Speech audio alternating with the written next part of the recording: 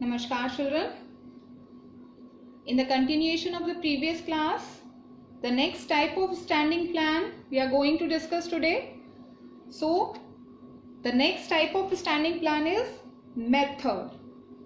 So, first we see that what is the meaning of the term method. Method is a systematic way of doing routine or repetitive jobs.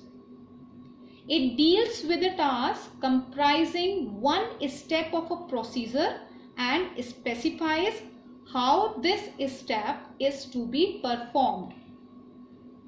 Selection of proper method saves time, money and effort and increases efficiency.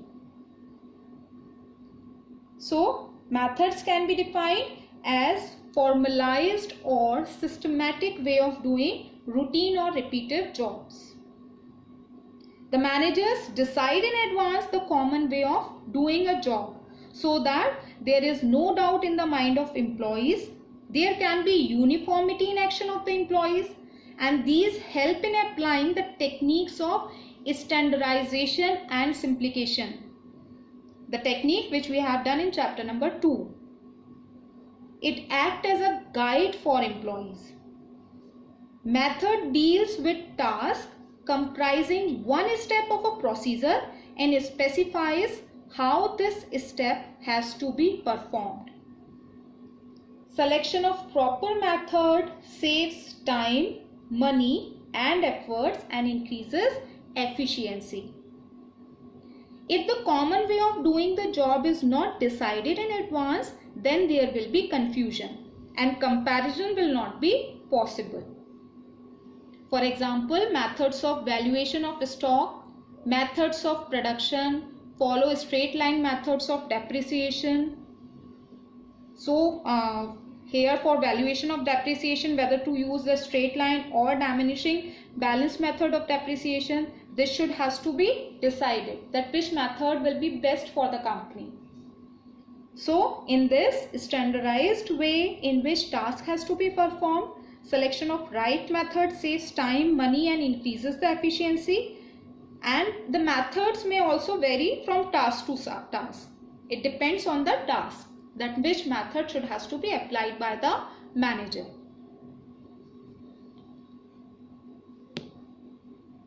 The last type of standing plan is rules.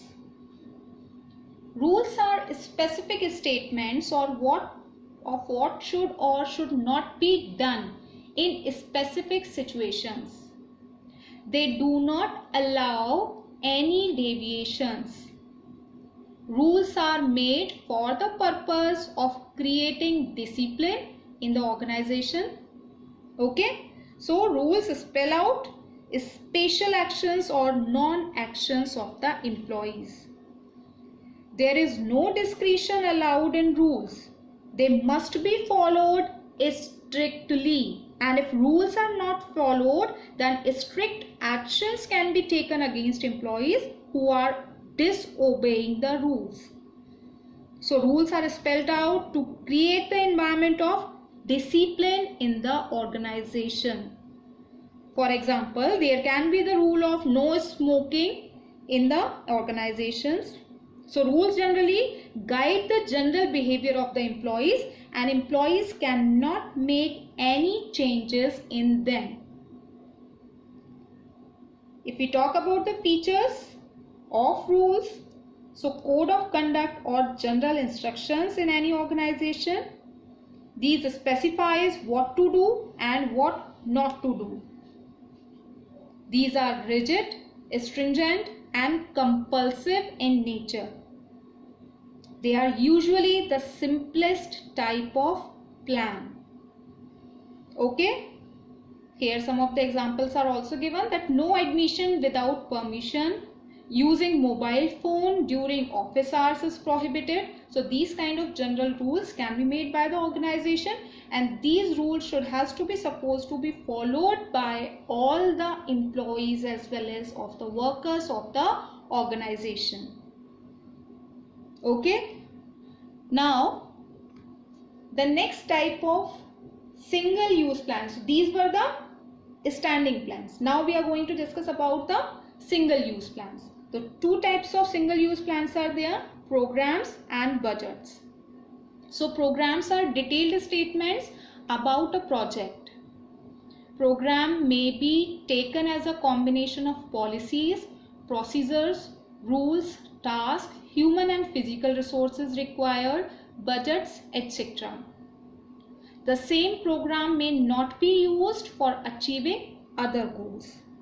So programs are the combination of objectives, policies, procedures and rules. All these plans together form a program. The programs are made to get us systematic working in the organizations. The programs create relation between policies, procedures and goals. These are also prepared at different levels. A primary program is prepared by the top level, and then to support the primary program, supportive programs of different levels are prepared for a smooth functioning of the company. For example, programs for construction of shopping mall, programs for opening a new department in a business. Okay. So if we talk about the features of programs, these are the detailed statement about a project. It is a combination of objectives, policies, procedures and rules prepared for various activities. Always ensure systematic working in an organization.